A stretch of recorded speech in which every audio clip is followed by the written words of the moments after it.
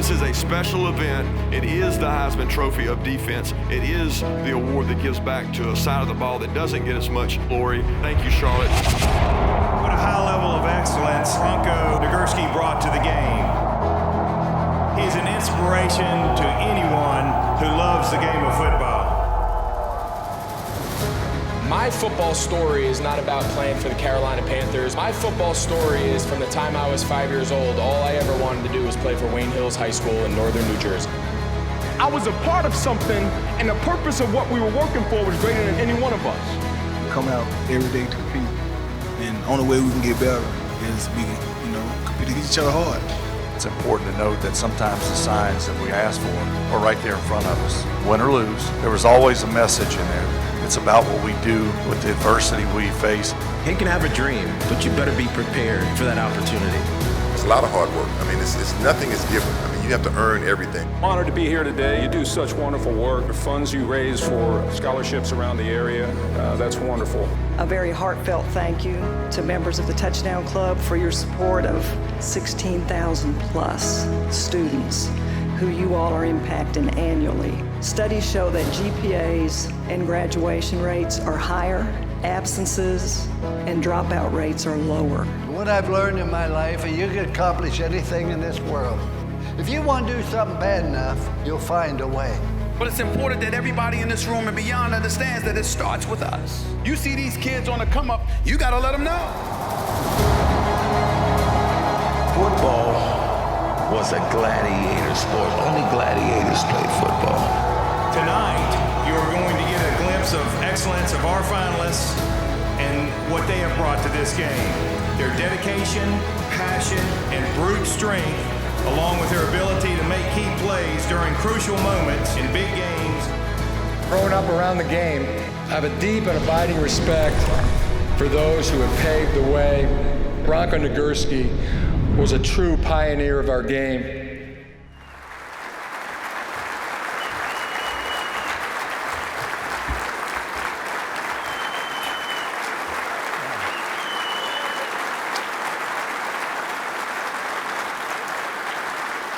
Thank you.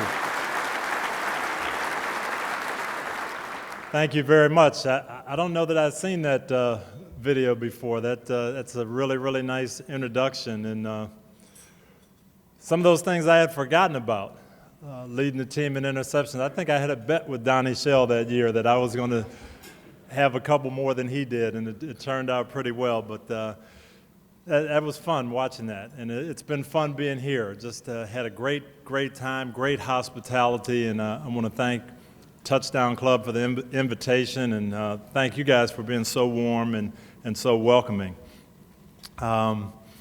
I don't get to Charlotte all that often, and it's a very, very small world. Today got to see some guys who had competed against me, some guys who had played for me. Tommy Barnhart's here, played for me in Tampa. Bill Polian, my boss in Indy, and the superintendent said, his wife had my mom for 10th grade English. So it just really is a small, small world, and really was just a fun time for me today. As I said, I don't get here all that often. I used to come early on and visit Bobby and Tess Jones, good friends of mine when Bobby was playing for the 76ers, wonderful people, and I think they kind of introduced me to Charlotte. And I really grew to like it. My wife did too. And in the early 90s, when you guys got the Panthers, I remember thinking, man, it'd be wonderful to come here and coach. What a place to come and work. And unfortunately, it didn't quite work out that way. Didn't quite work out that way. I was really disappointed, but I didn't know Bill Polian had a master plan. He didn't hire me then. He was waiting until he went to Indianapolis and then hired me later on. But I ended up going to Tampa, and we came here a couple times. And they weren't pretty visits at that time. The Panthers were doing really well under Dom Capers, and they actually pounded us into the ground a couple times out here that I remember. So I had some kind of not so nice memories about Charlotte and kind of avoided here for a while after we had a couple of those beatdowns. But coming back here visiting with you today. I'm going to Johnson C. Smith from here with Donnie Shell. He's got a great ministry over there, and I am trying to cut back on the amount of times that I travel and the amount of times I speak. But just to be here, to be part of this and be part of what Donnie's doing today is just special. So I wanted to come back and help out, and excited to be here. People ask me now that I'm not coaching, what exactly do you do? And I am involved in quite a few ministries, as Donnie pointed out. Work with All Pro Dads, which is a fatherhood group that we try to encourage men to get closer to their families. I work with a prison ministry in Tampa. My wife and I have a family foundation. We do a lot of reading to elementary school children and preschool children and try to encourage that. So I'm having fun, but I didn't want to step out away from sports totally. And thanks to NBC, I haven't had to. I work for them during the fall, and we're hoping that we have Sunday night football again so I can stay employed. But they have allowed me to keep my hand in sports, which has been something great for me in the past 40 years. Football has given me a lot of great memories from the time I was a high school player, going to the University of Minnesota, then going to the Steelers, and then coaching for 28 years. Just some tremendous, tremendous memories. And football really was some special times for me. Just the camaraderie, the sacrifice, the hard work, the things that you have to do to achieve success. I learned a lot of lessons in my life from sports. And one of the things that I was able to do after leaving was to write a couple of books and talk about some of those lessons. Right after the 2006 season, after we won the Super Bowl, some people approached me about writing a memoir, and wrote Quiet Strength, and it went to the top of the New York Times chart, mainly due to the popularity of football. But I do have to admit, I did cheat a little bit in that book to get it to the top of the charts. In the middle section, you can put pictures. So I put a big full-page picture of Peyton Manning in there.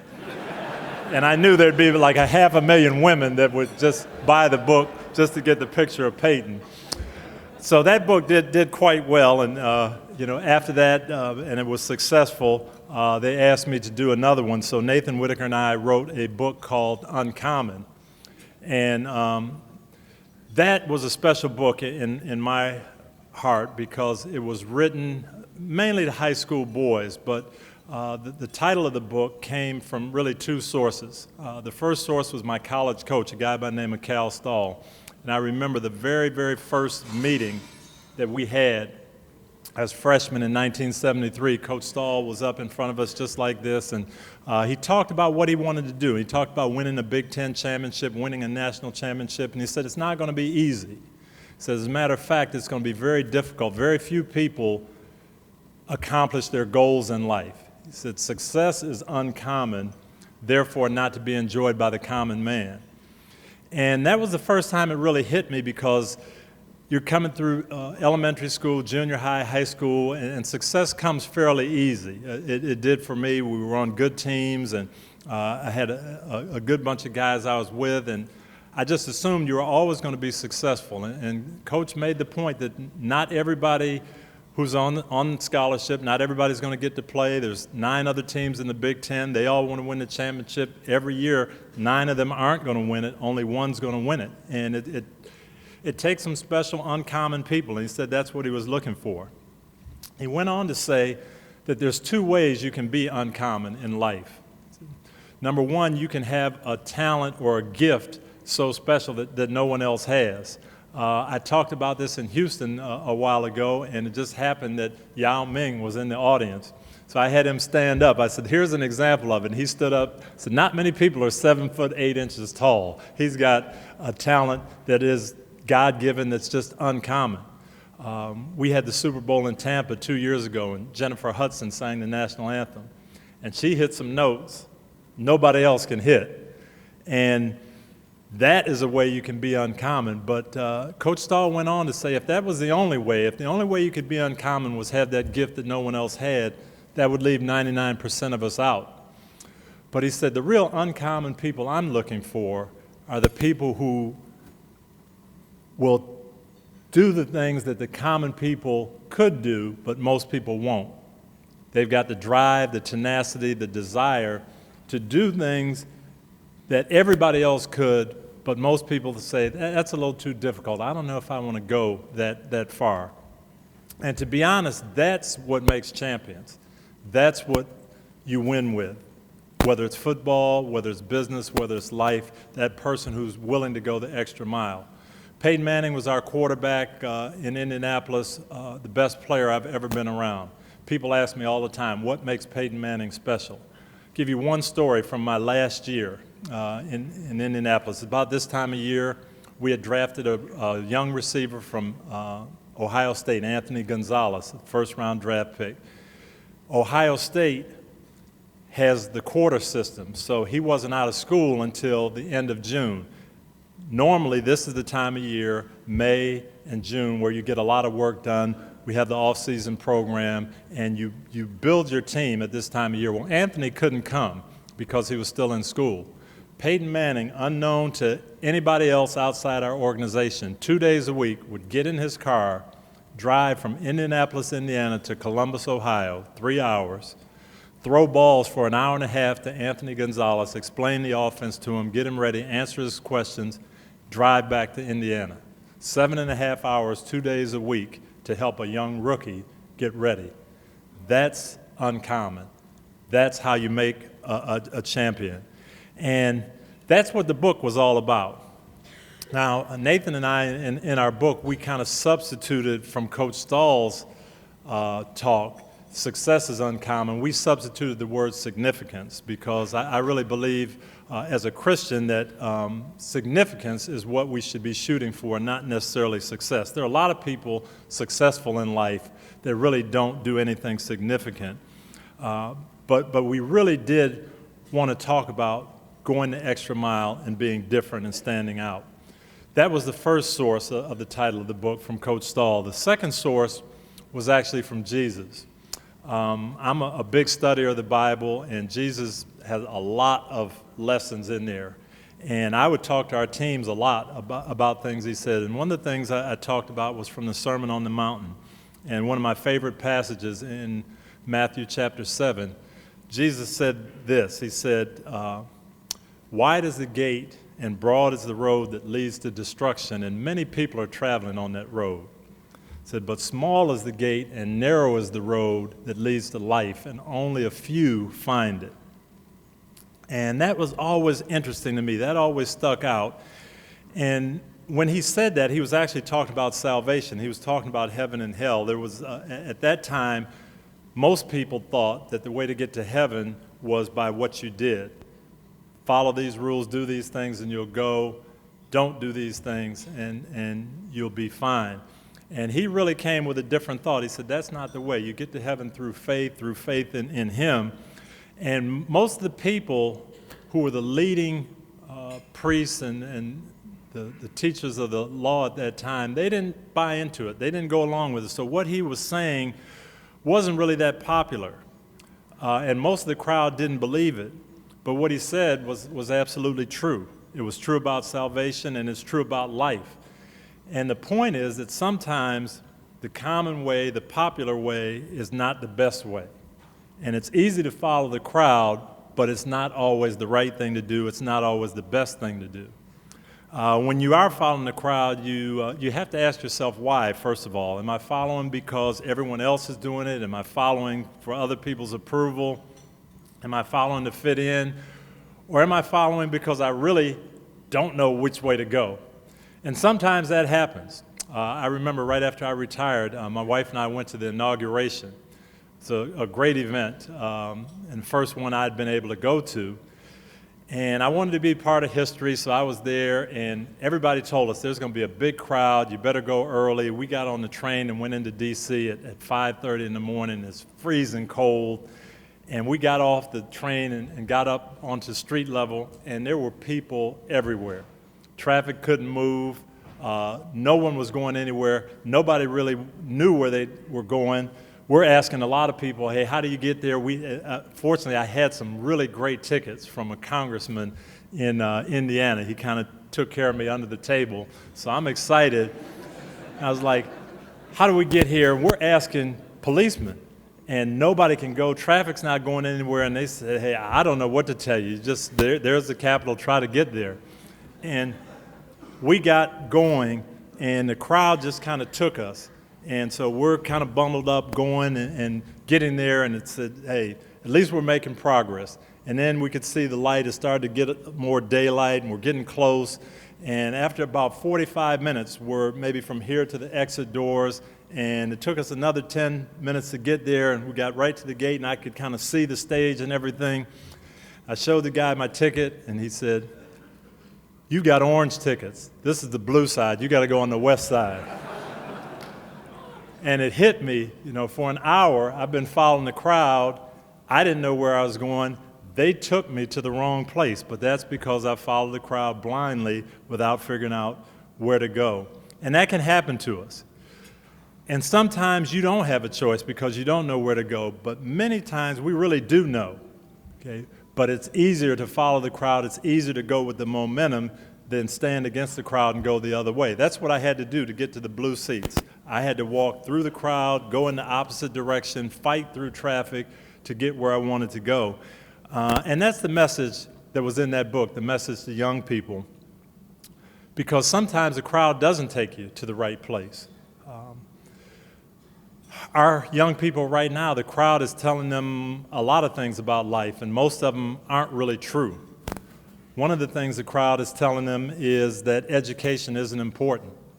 When I was on the President's Council on Service and Civic Participation, Colin Powell did a survey for President Bush in 2006 and pointed out that one high school student every 29 seconds drops out of school.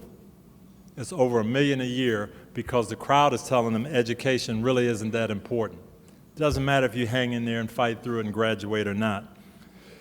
Right now in our 50 largest cities, right on the borderline, 50% of our public school students are graduating because they're getting that message that it's not really that important. That's what the crowd's telling them. But the crowd isn't telling them the other side of the story. The crowd doesn't tell them that high school dropouts make an average of $9,000 a year less than high school graduates. I work in the prison rehabilitation. The crowd doesn't tell them that high school dropouts are 3 times more likely to end up incarcerated than high school graduates. So we're not getting the full message. We're not getting the total message. One other thing that the crowd is telling our young people is drugs and alcohol. It's okay. Experiment. It's no big deal. Everybody does it a little bit. That same survey, Colin Powell told President Bush that in 2006, 50% of our high school seniors said they had been drunk at least one time in their life. Okay? And we can say, hey, that could happen. I remember, hey, I tried it once when I was in high school. Maybe I had a little bit too much to drink, so I could see that could happen. He also said that 20% of our 8th graders said they had been drunk at least one time. Shocking to me, but now as I'm doing a little bit more work in middle school, I see it. But all these things are the messages that our young people are getting about following the crowd. So I really have a couple of messages today in our time together. The first message is to the adults in the audience. We've got to be better examples. Okay? We've got to get the message out of what's really important to our kids. And if people call it old-fashioned, if they call it conservative, if they call it weird, don't worry about it. I just choose to call it uncommon. But we've got to let our kids know what's important, what's in store for their futures, and the things that they have to do. Now, the thing we've got to understand about that is kids don't just listen to us. They watch. Okay? So we've got to make sure that our lifestyle, the way we do things in all situations, matches up with what we talk about. And it's not only important that our kids get this message, but we've got to get that across to our family, our neighbors, our coworkers, our clients, everybody that we come in contact with, because you never know who you're going to impact. Okay? I say this because The gentleman that spoke just before me was a coworker of mine with the Pittsburgh Steelers. And he had the biggest impact on me of anybody I've ever been around other than my parents. I got there to Pittsburgh as a young rookie, 21 years old, trying to find out what the National Football League was all about. And I had some perceptions of what it was all about. And I wanted to be a star, and I wanted to win a Super Bowl, and I wanted to make some money. And I got to see this guy, Dungy Shell. And Donnie was a great player, tremendous player, should be in the Hall of Fame now. Definitely should be in the Hall of Fame.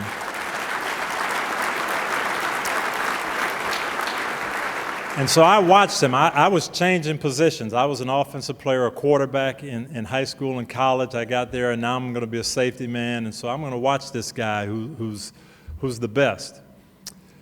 And I watched everything about him, and I learned a lot. I learned a lot about football, but I learned a lot about life.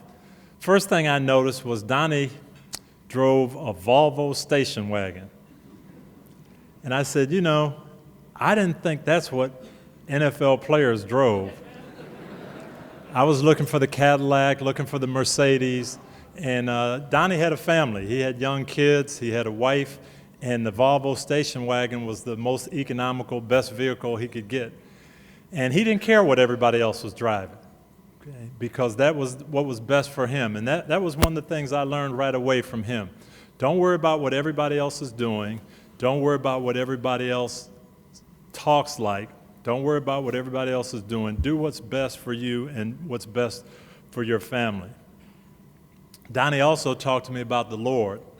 And I had grown up, heard the gospel, accepted Christ when I was very little, but like a lot of boys, I was into sports, and that's what I wanted to do. And from the time I was in junior high, I was football, and that was okay. But he showed me that there was more to life than that, and how you live and how you do things was much more important than what you did. And he taught me a lot. My second year, going into my second year, I got sick right before training camp, got mononucleosis and couldn't practice, couldn't even work out for a month. And a month in a football player's life is eternity. So I'm up in the dorm, he and I are roommates, and every day I'm just kind of pouting, and guys are practicing, and the guys are looking better out there, and some of the rookies look like they're going to take my spot, and now I'm really getting frustrated. The doctors won't let me practice. And Donnie could see that I was getting down, and he said, you know what, I think what's happening is the Lord is trying to see where your heart is. He's trying to see if football and your career is more important to you than following what he's got in mind. And when he told me that, I really had to stop and think about it. And after a day or two, I said, you know what, Donnie, I think you're right. I think football is more important to me, and I've got to make a change. And he and I talked, and we prayed that night, and I said, you know what, whether I can play again or not, whether I end up having a long career in the NFL, whether I end up going into the regular job market, I want to make sure that I'm honoring the Lord in whatever I do. And from that day on, that was really my mindset, and that's what I wanted to do. And I owed it to the fact that I saw one guy, and we had more than one, but that was the guy that I was focused on, who went against the grain. He went against the norm of what the National Football League was, and he reached out to a young guy and showed me how to do things. And that's when I realized that what I did in life wasn't as important as how I did it and why I did it. That was a real important message to me, and that's what I've always tried to get across to my players and now to the people that I talk to when I'm going out speaking. I mentioned that I would have loved to have had the Panthers job when it opened up in 1995, but it didn't work out. I was an assistant with the Minnesota Vikings at the time, and not only the Panthers, but a lot of people at that time felt that I was a little too soft-spoken, that I wasn't tough enough or hard enough on the players in their mind, that I wouldn't get in guys' face and curse at them. I actually had an interview with a National Football League owner, and I won't mention who it was, but he asked me that question: how in the world are you going to get these big, mean, tough guys to fall in line if you're not going to yell at them?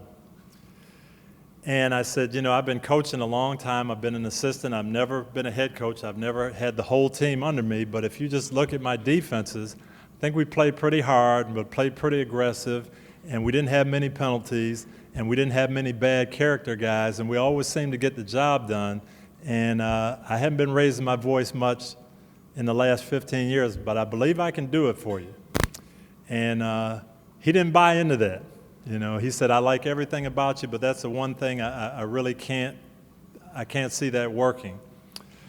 Well, I didn't get that job, but a couple of years later, I ended up getting the Bucs job. And I got to play against that team a few times.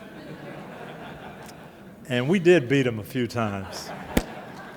And one of the most satisfying things was to have this guy come to me and say, hey, I appreciate now what you were saying, and I'm glad to see that it does work, and I appreciate the job you're doing in Tampa. And that was meaningful to me. It was special to me.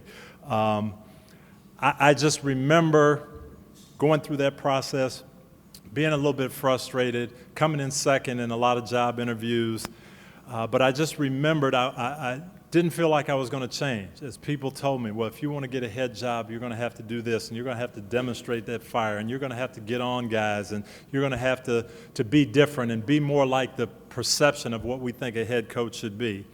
And I remember when I went to work for Coach Knoll in 1981, he gave me 2 pieces of advice. He said, number 1, be yourself.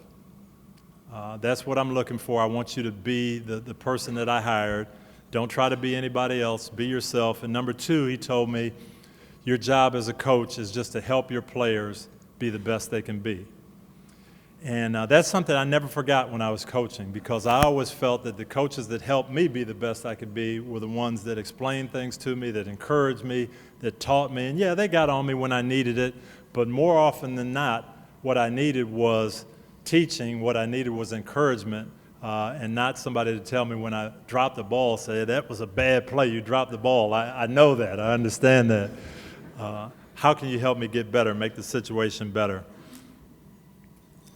One of the things that I was really, really proud of in my career was that I didn't change. I did stand strong to my convictions, and I really, those last 4 or 5 years that I was coaching, I wanted to coach and let people know that you could be successful in the NFL arena in a rough, tough environment by talking about mutual respect, by talking about loving each other, building a family atmosphere, and getting a team to really buy into that. That's what I'd really like to leave with the adults today. We've got to preach those things. We've got to show those things. We've got to teach our young people that they can go against the grain of public perception, away from the things that our young people are being told you have to do.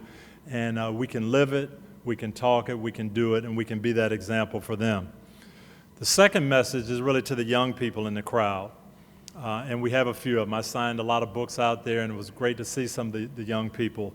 And to you, I would just say, be careful who you follow. Pick your role models, pick your mentors well. And I know as a young person it's hard not to follow the crowd. Everyone wants to be thought of as being in that in crowd and being there. No one wants to be thought of, in my day and age, we kind of talked about it as being square. I don't know what the terminology is now. My son's 19, he says lame is what they call it now. Nerd, geek, you know, suspect, that's another one he has. No, Dad, he's suspect, you know.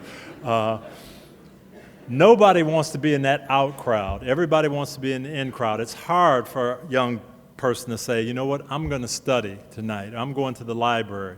I'm going to Bible study. I don't need to hang out. But that's what we have to do. Even when the majority of people aren't going that way, you've got to stick up for what you believe in. I spend a lot of time going around now talking to young people, high school students, college students, and talk about being uncommon and being different. And what does that really mean? It means being careful where you go, what you do, who you listen to. The introduction to the book Uncommon talks about 2 young men that I met in Indianapolis. One of them was an inner city kid from the city of Indianapolis. One was a kid from outstate farmland of Indiana, but they were very, very much alike. Very, very talented, very smart. They came from caring families, but they both ended up following the wrong crowd. They both ended up making bad decisions, one of them with alcohol, one of them with a weapon. And they both ended up in prison before they were 20 years old. They really didn't think that their parents understood them. They didn't think their parents had the best thing in mind for them. They thought their parents were just trying to stifle their fun.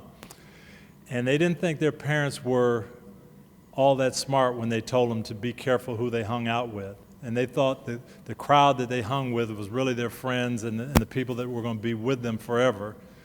But they found out something different, both of these guys, when they went to prison. They found out that that crowd that they thought was so close to them really didn't care all that much about them. The crowd never came back to visit them. As a matter of fact, the only people that came to visit them in prison were the people that they weren't listening to, their parents. But they also, both those boys found out one other thing, that even when the crowd let them down and even when they felt like they had made some mistakes, God was still there for them. And since that book has been published, it's been great because both of these guys are out now. They're both back in Indiana. They're very, very productive now, and it's been fun to see them bounce back. But if they were here today, they would certainly tell you, young people, be a leader, don't be a follower. Do what you know is right, and don't feel like you have to follow the crowd. That's a message we need to hear more today than ever. That's a message we've got to try to help get across as adults, and the best way to do that is by our actions. Make sure we're modeling the right things. Make sure we're there for our young people. Make sure when they need to talk, we're there with a listening ear. When they need some advice, we're there to give it. And if we can do it in love and do it in support, that's how we're going to make Charlotte a better place to live. And that's really what's important. I thank you so much for your time. I thank you for your attentiveness. Thank you for supporting the Touchdown Club, and definitely hope you'll support Johnson C. Smith in their efforts too. Thank you very much.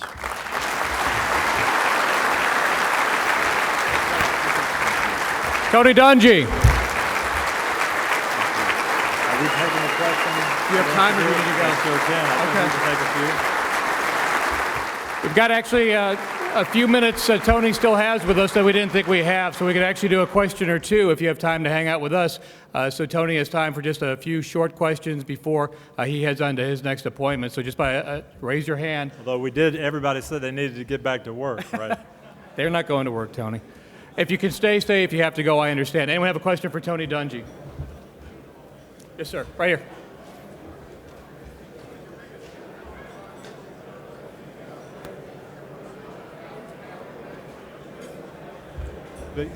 Biggest influence in terms of?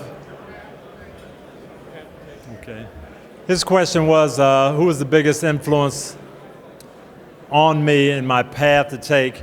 And I'd have to say I had two or three. My mom and dad were a tremendous influence, and I thank God that I had those parents that guided me. And then Coach Noel was huge too. Coach Noel was a great mentor for me, and he really did talk about your life more so than the sport of football. He taught us life lessons, and again, that I tried to emulate that when I was coaching as well. Another question? Yes. Who was the fastest, you or Donnie Shell? Who was the fastest, Donnie Shell or me? I'd have to say Donnie was. Donnie had competitive speed, and there were a lot of fast guys in the NFL, guys that supposedly ran 4.3, 4.4 40s, and Donnie would catch them all. And if someone broke away, he had that extra gear to go get them, just competitiveness. So I don't think I ever outran him, but I tried to know a little bit more of where to go so I could beat him to the punch. So. Another question? Yes, sir. If the right opportunity presented itself, would I go back into coaching? I had a really great job. I had the best job you could have in Indianapolis. We had a great team, great ownership, great GM, and I stepped down really because it was time for me to step down. But if you ask me that question at like 7:30 at night when we're trying to get the 4 kids in bed and they won't listen and they're not ready to go to sleep, if you gave me a contract at that time, I might go back. But 99% of the time, I'd say no. Yes, sir. You say, obviously, Peyton Manning's the best offensive player you've ever coached. How about defensively, since you're a defensive coach? Well, I've been around some great defensive players. We had Rod Woodson in Pittsburgh, Coach Donnie Shell and Mel Blount, who were just phenomenal. In Kansas City, I was around Derek Thomas and a guy named Albert Lewis. Minnesota, John Randall was a phenomenal defensive player. Down in Tampa, Derek Brooks, Warren Sapp, and John Lynch. We had Dwight Freeney in Indianapolis. I was around a lot of great players. And it's really hard to pick out one defensive player. But I was a young assistant, so I guess I can still take credit for Joe Green. And that combination of ability and leadership and desire and never say die and leadership, Joe was the kind of the rock we built around in Pittsburgh. So I'd have to say Joe Green. Other questions? Yes, sir. You mentioned you had the perception of the NFL early on when you were going into it. What would be the one thing that was a surprise that you learned about professional sports on that level that you didn't anticipate or didn't expect to learn? I learned 2 things about the NFL when I got there, and both of them with the Steelers.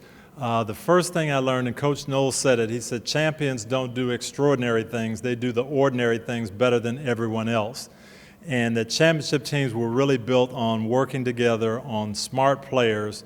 We had the smartest group of guys I've ever been around, not even close. That Steeler defense that I walked into, extremely smart guys, and that's what made it. The other thing I learned was that so many people came into the NFL with the idea of playing the game and not the idea about living. And Coach Knoll always said it, that football's a game, it's a profession, but it's just a game, it's not life. And so many guys didn't listen to that lesson. And guys who didn't really had a struggle with life away from the game. But the guys who were smart and listened and didn't get too caught up with the glitz and glamour, they were the guys that did well in life afterwards. And again, that was something I tried to get across to my players. Warren Sapp is scheduled to speak here in a couple of times. Don't miss it. Warren Sapp, he said, is going to be here. Very entertaining, very smart guy. Yes. You'll love him. Now, he was one of the guys I had to try to rein in and rope in.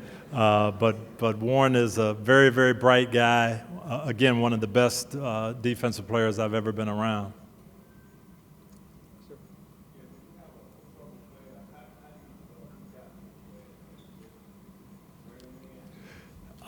When I was coaching, yeah, I thought that was part of my job too, is to try to help guys off the field as well and talk to them about personal things.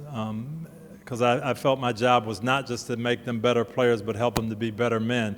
Now that I'm not coaching, if guys are interested, I don't really call people and say I can help you, because I think guys have to want help.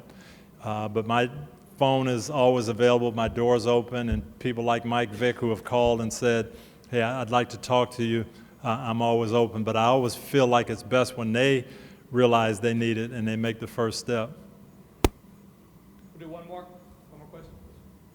What's your thoughts on the lockout? What's my thoughts on the lockout?